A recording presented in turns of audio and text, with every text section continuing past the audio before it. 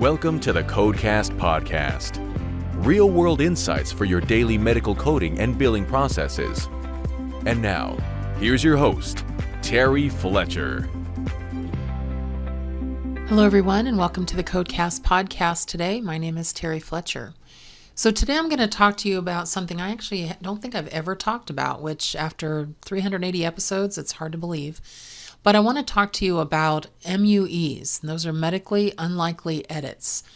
And what an MUE is it's basically how many of a certain CPT code can you bill on a given date.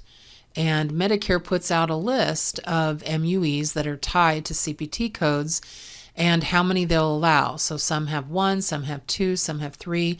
And dermatology is a big specialty that will see MUEs. Also, ENT sees MUEs. And otolaryngologist logged 10% error rate last year, and a lot of things, which was responsible for over $79 million in projected improper payments. And a lot of things had to do with, a lot of the errors had to do with MUEs and not understanding not only how they worked, but making sure that you weren't over-coding or your expectation for how many services you can have at a session or on a given date was not overdone. So you want to ensure you're not letting MUEs really wreak havoc on your coding and reimbursements. So we're going to take a look at some facts. Because MUEs, again, medically unlikely edits, they're really designed, and it's a Medicare situation, and they're designed to prevent overpayments caused by serious billing errors, and often these can even confuse coders that have been doing this a long time, so veteran coders. So first fact, frequency limitations. So any practice can file a claim with Medicare, and you have to know how MUEs work and what they are, because coding some of these coding edits limits, again, the frequency a code can be used. So if you understand the MUEs, then you can better pinpoint when a claim is denied due to these edits versus those where the claim should have been paid, such as for medical necessity. And this is not a medical necessity edit, so you have to keep that in mind. This is a coding edit, or a coding denial it would be if you don't get them paid. And so we want to make sure that you are getting paid. So MUE list, and you can Google it and just say MUE list, CMS. It includes specific codes followed by the number of units that Medicare payers will pay. And CMS developed the MUEs to reduce paid claim error rates in the Medicare program. And it first came out in 2007. So that was when the first edits, when you started seeing those. And a lot of people are like, what the heck is this? Now, some MUEs deal with anatomical impossibilities, while others automatically edit the number of units of service you can service in any 24-hour period of time. Still, others limit codes according to CMS policy. So here is an anatomical example. For example, CMS limits you reporting just one unit of the code 31231, nasal endoscopy diagnostic, unilateral or bilateral. Now, it does say separate procedure, okay, in parentheses. So if you bill 2 units, the second unit will be denied. So many coders will note that the descriptor already says unilateral or bilateral, which should already be an indication that you can only report 1 unit of the code per session. So a bilateral example, CMS limits payments of traditional codes in the code category 31254 to 31288 to 1 unit with an MUE of 1 per day. But since the anatomy is bilateral, many surgeons may perform these services on each sinus, once on the left and once on the right. However, because the bilateral reporting of these codes are done with one line, for example, 31255 with a 50 modifier, reporting a bilateral service on one line with a 50 does meet the requirement of a single unit, and it's payable at 150% of the allowable. But if the bilateral procedure was billed over 2 lines with, let's say, the RT and LT laterality modifiers, then the MUE of 1 would be exceeded and the second side would be denied or not reimbursed. So that's why it's so important that codes can be reported bilaterally, are billed on a single line item with the modifier 50, and why you understand your MUEs. So a unit of service example, the edits also limit the units you can report. So let's say for initial nursing facility care per day, 99304. That is a single unit per calendar day, as a lot of hospital codes are. It makes sense because the code says per day. The same edit applies to subsequent hospital codes 99231 to 99233. Again, per day. And then they go on to talk about stay. So that's the fact one. So we look at bilateral, we look at unit of service, and then we look at the actual units you can bill. Fact two, you can't bill the patient to overcome MUE limits. I actually got a coding question from one of my membership clients today that asked that question. We did something bilaterally. Can we just pass on the cost to the patient when the MUEs won? Some practices believe that by having the patient sign an advance beneficiary notice or an ABN, that allows you to pass on the cost of the procedures because it will be not denied due to MUEs. The reality is no. You cannot use ABNs to transfer responsibility for payments to the beneficiary. CMS has an FAQ sheet on MUEs out there, and they're very clear, and I'll quote from the Medicare manual. It says, ABN's issuance based on an MUE is not appropriate. A denial of service due to an MUE is a coding denial, not a medical necessity denial. The presence of an ABN shall not shift liability to the beneficiary for units of service denied based on an MUE. Again, they say because the denial is not due to medical necessity, it's due to coding and their coding rules, the ABN isn't even applicable. So you can't have that with the GA modifier. Number three, in some cases, you actually can override an MUE, but it's very rare and it's only certain situations.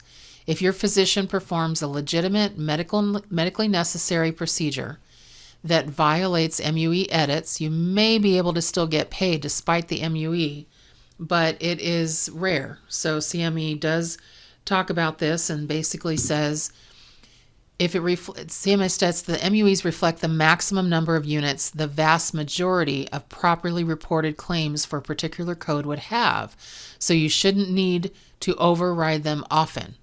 But in very specific circumstances, you can override an MUE when your physician performs and documents medical necessity for that number of service that exceeds the limit, but check your payer's reporting preference. So the MUE table includes a column when this happens for MUE adjudication indicator. It's called an MAI, and it provides guidance about what circumstances allow you to override an MUE limit for a given code. If the code has an MAI of 1, the code is adjudicated on a claim line basis, meaning you can't exceed the number of MUEs units on a claim line. You are allowed to use one of the distinct service modifiers, such as the 59 or one of the X modifiers, to override the edit if circumstances warrant it. If the MAI, again, what that means is a MUE adjudication indicator of 2, what that means is that the frequency limit is absolute for the date of service, so you cannot override the edit with a modifier. And if the MAI of 3, what that means is that the frequency limit is based on the date of service, and Medicare will automatically deny any claims in excess of that limit, even if you use an appropriate modifier.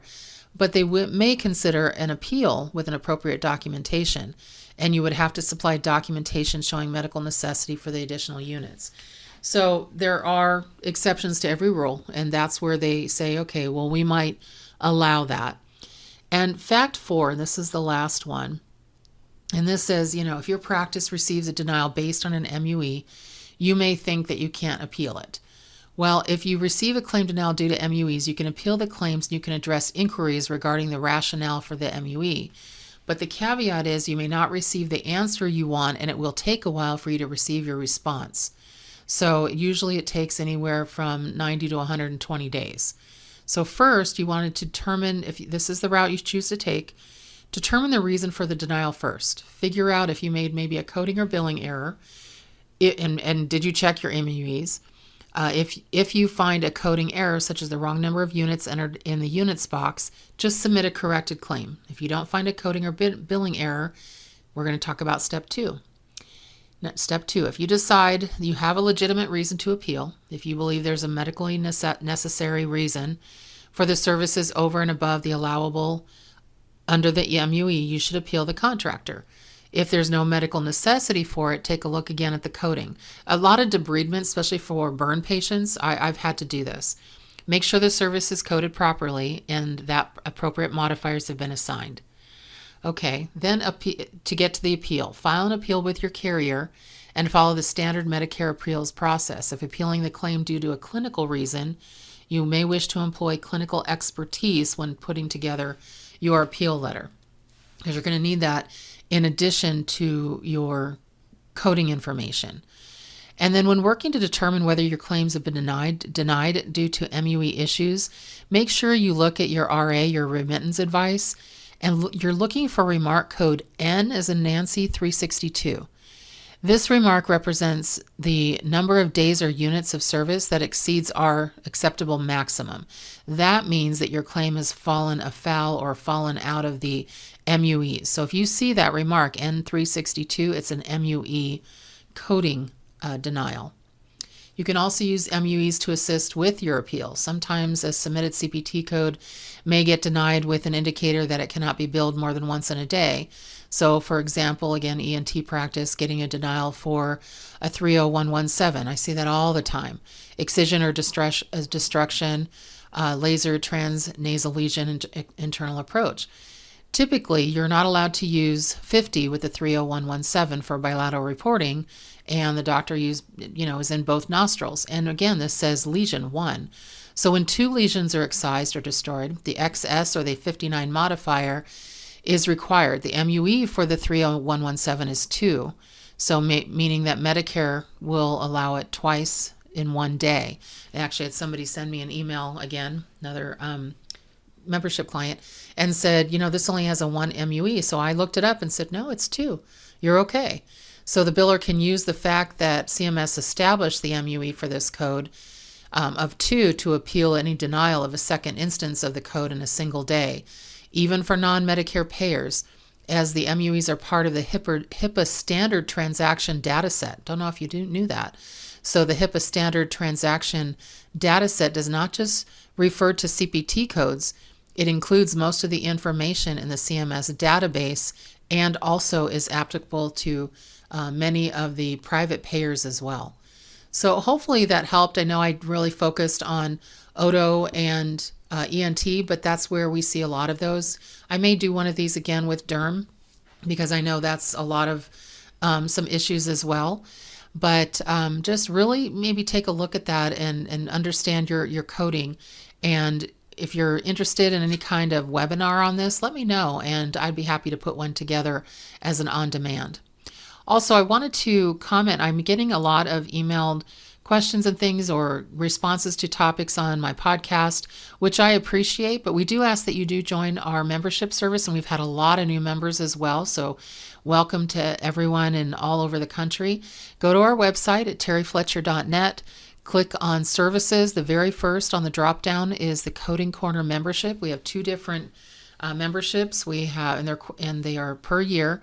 One is the regular membership. You get certain discounts for auditing. You answer unlimited email questions for up to 2 specialties per contract, up to 5 coders, billers, whatever, 5 authorized users. And then we also have the executive membership, which includes that, the same thing there, but you also get an Ask Me Anything quarterly Zoom call. You can just come on and lurk, or you can ask questions live. And then we also have a newsletter for you. So lots of information. I know we have more and more executive memberships happening, and we get questions daily. And so we just want to make sure that you have everything you need to really help you and assist you on your coding processes. So hopefully you found this helpful this week. I don't know if any of you watched the Super Bowl. I am recording this before it happens, so I'll comment it on the next week. I don't know who you have, the Chiefs or the Eagles, but I guess we'll take a look. Also, I may comment next week. Hopefully by next week, we will have a new HHS director. Yes, I am hoping for RFK Jr. because I think he will turn things around. I'm not so sure I'm set on having Hamed Oz as the CMS administrator, but I guess we'll see. You want to give everybody a chance to see what they can do. But so far, I'm pretty happy with some of the changes that have been happening in the government the last couple of weeks. So let's hope that continues. And everyone, make it a great rest of your week. Make it a great day. And thank you for listening to the Codecast podcast. For more information on medical coding, billing, auditing, and compliance, including how to hire Terry, follow Terry on Twitter at TerryCoder1 or visit her website at www.terryfletcher.net. Podcast producer Joe Kuzma. Music producer Dassassin Music.